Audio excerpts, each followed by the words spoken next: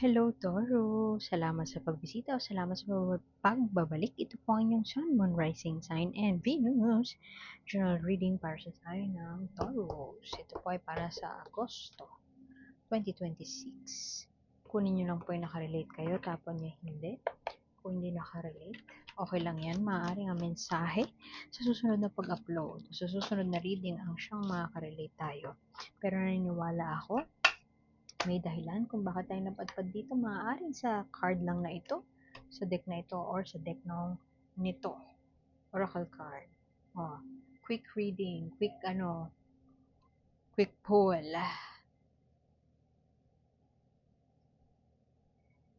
Be open dun sa mga tao na makakasalamuha mo. They could be different than you, pero wag judgmental.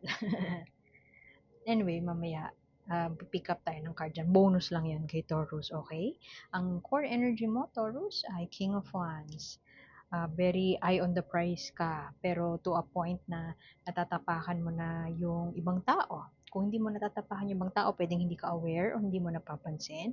Pero very, very, very, very my way or the highway. Ito ang mangyayari, ito ang gagawin. Pwede din na ganun talaga ang personality mo, Taurus, eye on the prize. Pero kaka-eye on the prize mo, nakakaligtaan mo yung mga mag-stop and smell the roses. O kaya, tingnan ng paligid mo kung happy pa ba sila. I mean, hindi ko sinasabi na kailangan mo paligayahin yung mga tao sa paligid mo, no? Pero alam mo yun, yung harmony na they're rooting for you, magaang ang pakiramdam mo dahil magaang sa pakiramdam yung mga katrabaho mo. Pag mabigat, you might want to take a look at it. O pwede din naman na ikaw ang nagdadala ng bigat. Pwedeng gano'n kasi King of Wands reverse, hindi siya biro. Ito ang pinakamabilis, pinakamalakas. Isa sa pinakamalakas kasi fire to eh, enerhiya ng fire. Pwedeng recurring energy mo to, parang hustle lang ng hustle, parang ano ka lang, everyday hustling lang. Pwede din kasi na kung hindi man nakakalimutan mo yung paligid mo, pwedeng nakakalimutan mo yung sarili mo kasi hustle ka lang ng hustle. So, yun ang core energy mo. Taurus, babae to, dalawa ang king sa deck na ito. Anyway, speaking of yung kanina nga sabi ko, tapon nyo lang kung ano yung hindi kayo nakaka-relate. Pero, retain nyo yung kung ano lang makaka-relate kayo. Kung hindi kayo nakaka-relate, okay lang yan. Kasi pwede namang next month, subscribe lamang po kayo para maabutan nyo yun. Next month na upload, dun yung magre-resonate sa inyo. May dahilan. Laging may dahilan. Once na naman, very, very fierce ang energy ni Taurus this month. Pasensya na rin kung kayo ay na didiliman sa aking setup sa ngayon. Medyo maulan eh. Yun na nga, hustling. Maulan at parang wala tayong magandang lighting lately. Kapag inantay ko yung araw, madedelay tayo. Baka na iinip kayo na matanggap ang August readings. Anyway, is there a plan na hindi mo na isakatuparan o kaya naman ay natatakot ka pang simulan? Pwede din naman na may sinimulan ka na isang bagay, pero nag-back out ka doon, hindi talaga siya yung gusto mo. Parang ginagawa mo lang siya for the sake of. O kaya naman, baliktad, may tinry kang i-push na gawin na isang bagay, pwedeng project, basta whatever endeavor this is, pinush mo siya, pero hindi mo siya na plano ng maigi. Hindi mo na pag-isipan, kumbaga, kung paano siya i-execute ng tama.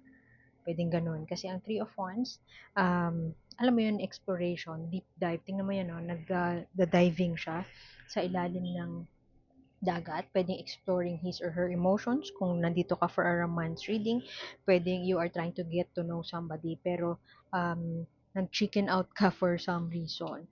O pwede din naman yun nga, sabi ko kanina, pwedeng may pinurso ka na isang bagay na push ka lang ng push, tinotodo mo lang, parang to the highest level ang binigay mo na energy, to a point na ano ka na drain o kaya na napagod ka. Ito, diba, yung core energy, sabi ko, push, push, push. Pero parang bagsak ang energy. Pwedeng babagsak ang energy ni Taurus this August. At parang iimbitahan ka ni universe na, uy, magpahinga ka naman muna. Two of Cups, partnership. Um, in a love situation, pwedeng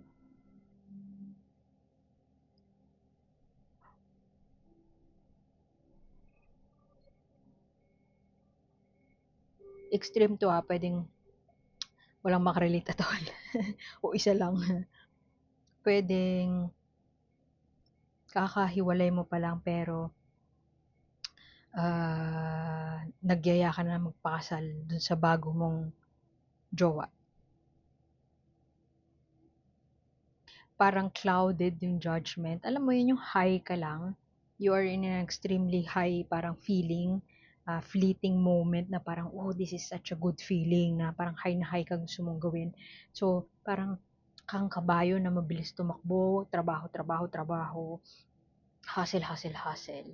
At gagawin mo yung mga bagay na to fuel masyado ang iyong drive to a point na hindi mo napapansin na hindi pala na planong maigi, hindi pala clear ang mga dadaanan mo, hindi pala clear yung plano, hindi walang strategy, may pagod na darating doon, pwede actually depression to. Pwede din naman na yung iba sa inyo ay, ayun nga, nagpe-prepare for a wedding and hindi, dahil nga kung halimbawa man, no, kung hindi man kayo nakaka-relate dun sa sinabi ko kanina na kakahiwalay lang tas magpapakasal ulit, pwede naman yung iba sa inyo ay basta may kasal lang. Not necessarily na kakagaling nyo lang from a previous relationship, fresh from a previous relationship. Pwedeng basta may kasal and yung preparation ng wedding na to ay talaga namang pinapagod kayo at willing kayo na irao siya gawin ng lahat. Parang bahala na si Batman basta gagawin ko to. Yan yun eh. Bahala na si Batman basta gagawin ko to. Pwedeng you are in a same-sex partnership, parehas kayong king. Actually, pwede din naman na bakla yung isa, tas tomboy yung isa, tas ikakasal kayo as babae lalaki. So, medyo may konting stress about it. Pwedeng yung expectations ng simbahan, expectations ng family, ganun. Extreme yun. Pwedeng walang makarelate nun. Pero, malay natin, baka may isa. Kasi dalawang king yung nakita ko dito. Pwedeng enerhiya ng tao ito na Libra, Aquarius, Gemini, but not necessarily those signs. Huwag mas takap na sa signs na yun. Pwedeng ganun yung ka-deal nyo na parang papunta kayo towards sa tao na yun, pwedeng ikakasal kayo sa kanya. Pero pwede din naman na this is a recurring parang tema sa iyong buhay na go, go, go ka lang, push, push, push lang, pero hindi masyadong mahalaga para sa'yo na i-overthink. Isipin pa o planuhin maigi kasi pwedeng para sa'yo, in-overthink mo lang and there's no point in overthinking that. Pwedeng gano'n. Yung isa pang extreme na scenario nakikita ko, dahil sa pagod, I don't know, pagod sa work, basta may pagod, i-call off niyo yung engagement.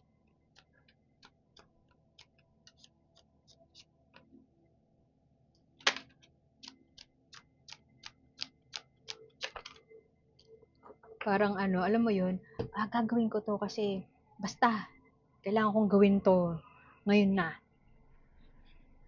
Pero hindi nyo na tansya kung gaano katagal yung time and energy and resources and money na ilalabas para mairaos yung bagay na yan. So with the Two of Pentacles here, finally you are parang bahala na. I'm just gonna do it. Pwede yung iba sa inyo kung career-related ito. Pwede yung iba sa inyo, hindi nyo pinlano na mag-resign. Wala kayong backup. Magre-resign lang kayo basta. Kasi parang, F it. Ayoko na. Ayoko na dito. Bahala na si Batman. I would venture into a new partnership na lang with yung friend ko na tingin ko mag-tayo na lang kami ng business. Pwedeng ganun. Yung bigla-bigla and for the lack of a better term, hindi masyadong pinag-isipan kasi sadyang pagod ka na pagod na pero ayaw tumigil no? Pagod na pero magsistay ako. Dito lang ako. Titiisin ko to. Mercury yarn. Dalin mo ako kung saan mo gusto.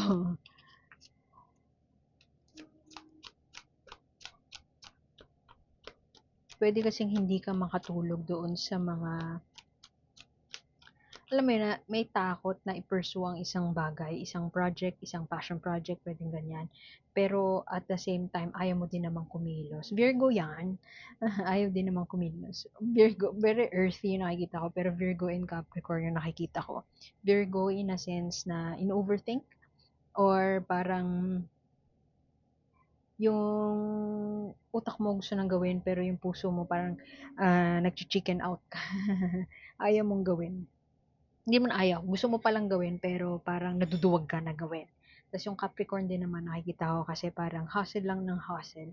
And push, push, push lang. Kahit pa alam mo yun, may pagod, may burnout. Pero alam mo yun, magsistay kahit napapagod ka or hindi malinaw ang mga bagay-bagay. Pwede din naman na tao to na nagsisend sa'yo ng mixed signals kung romance reading ito. Hindi malinaw ang mga bagay-bagay pero you're choosing na to stay. You're choosing na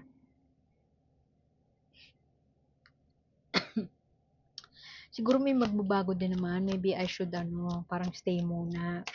Tansyahin ko muna. Alam mo yun, hindi kumikilos. Ang weird kasi, hindi kumikilos, hindi nag-act on it, pero pagod. Hindi ka matahimik kakaisip, pero ayaw mo namang aksyonan. Oh, di ba? Kasasabi ko lang, ayaw aksyonan. Ito yun.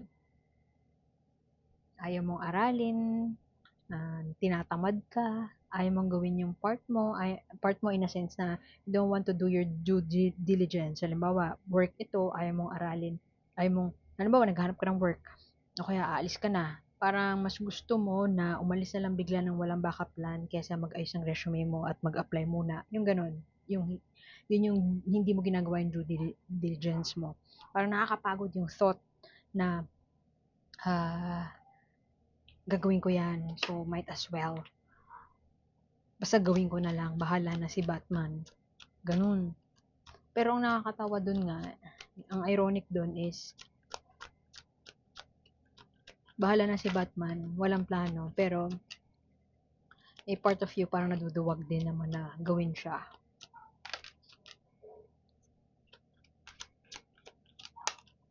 May tumalon. What is this? Uy, yun na nga. Naduduwag. Alam mo yung iba sa inyo, pwedeng ikakasal nga, pero i-call off mo yung engagement. Gusto mo i-call off yung engagement.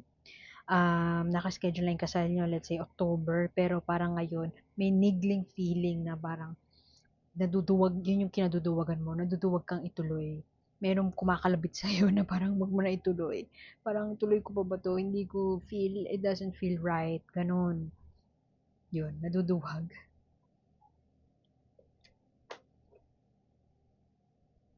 Naduduwag ka sa isang bagay pero hindi mo pa rin kino-call off yung engagement. Parang ayaw mong tumuloy pero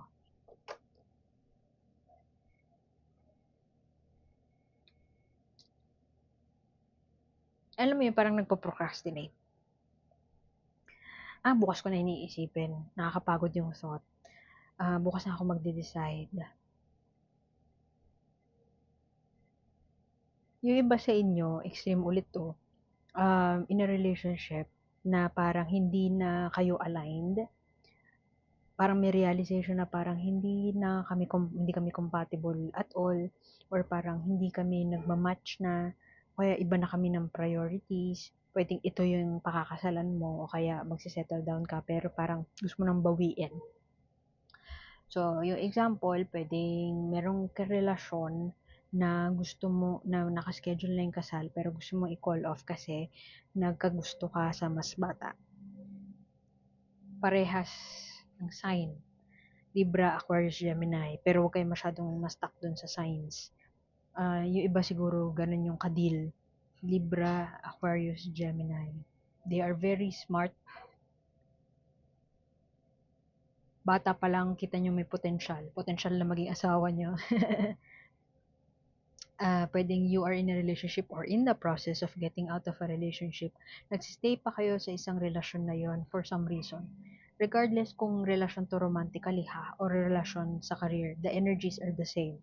So kung career, mawa yung kampanya, tagal mo na dyan, pero parang nagsistay ka for the wrong reasons. O kaya nagsistay ka kasi parang feeling mo may mababago pa siguro. Nag-aantay ng promotion, pwede ganyan. Kung sa love situation, matagal na kayong in a relationship, pero parang yun nga, na-realize nyo na hindi pala kayo match na, hindi na kayo compatible, pero naduduwag ka na i-call off yung engagement. Kasi, hindi mo alam kung ano sasabihin ng ibang tao. Restless ka na, pero tinatamad ka naman na, ayun, tinatamad ka to take action on the right things. At on the horizon is somebody younger. Somebody who is smart, pares ng energy nito, matalino. Ito kasi yung energy nito, matalino, yung King of Swords, yung Libra, Aquarius, Gemini, na nasabi ko kanina. Matalino sila, reasonable, logical, pero sometimes, nakakalimutan na lang maka-empathize, hindi sila loving, hindi sila caring para sa'yo. So, parang ikaw, bakit ako magsisettle with that kind of person?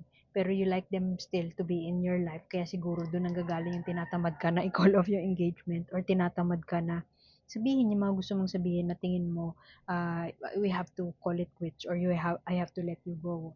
And somebody on the horizon, hindi ko alam kung existing, kayo na bahala kung mag-resonate sa inyo, existing na meron kayo nakitang iba na mas bata, or kinoconsider na iba, or in the future, after mong makipaghiwalay, ay may darating na taong mas bata. And they have the same energy na logical, smart, ganyan. Pero, they patronize you. Hindi ko lang kung good thing or bad thing, depende sa tao eh. They patronize you, parang ina-admire ka na lang bonggang-bongga, nasa pedestal ka. Parang ilalagay ka nila sa pedestal and you would like it. And you would choose that partnership. So, balik tayo dun sa core energy mo. Ingat ka na magpadalos-dalos na makakalimutan mo na ibang tao. Sa sinabi ko, sa lahat ng scenario na sinabi ko, pwedeng ma-inlove ka sa ibang tao. Ingat ka na matatapakan mo na yung current partner mo, matatapakan mo yung mga tao na who loves you deeply. So, kung may nakita kang iba, makipaghiwalay ka ng maayos. Okay. Kung sa work naman, ayan, ingat ka din na magpadalos-dalos. Kung tingin mo, hindi ka na dapat magstay sa isang sitwasyon na hindi na healthy para sa'yo, hindi na equal give and take, huwag ka nang tumarin na isipin mo yung graceful exit mo. Paano ka exit gracefully? Kasi you run the risk of resigning immediately. Pwedeng sasabihin mo burnout ka, whatever. Okay. Message na Oracle, bakit ang sticky ng cards? Babasahin ko yung guidebook nito para kayo din may sariling interpretation. Okay, what do you want to say kay Taurus? Anong mensahe mo? Lumilipad!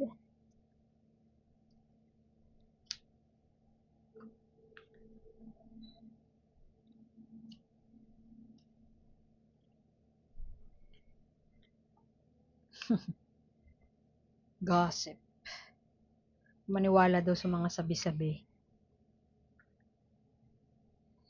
Gossip may seem like harmless fun at first, just entertaining tidbits and juicy rumors, but it rarely stops there. Delicious becomes malicious before you know it, and reputations can be damaged beyond repair. If you're the gossiper, remember that it will always come back to bite you. Remember that the person who enjoys listening to gossip won't hesitate to pass it along. You can't expect your own confidences to be respected if you don't respect others. Tong deck na to may light and dark message, so take what resonates. Light, choose your confidants wisely and promise never to betray them. Dark message, if you are the target of gossip, step away from the situation. Do not retaliate. Sabihin mo na kasi, kesa yung pagchismisan ka pa. O kaya naman, feeling ko ikaw yung pagchichismisan eh. Because of the choices that you will make. So, pag-isipan mo mabuti.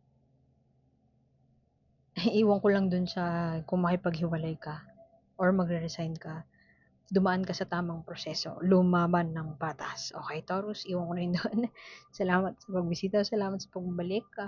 Kung di nakarelate, okay lang yan. Maraming mga pagkakataon na next na maabutan nyo. And hope to see you next time. Ako po si A and see you soon. Bye!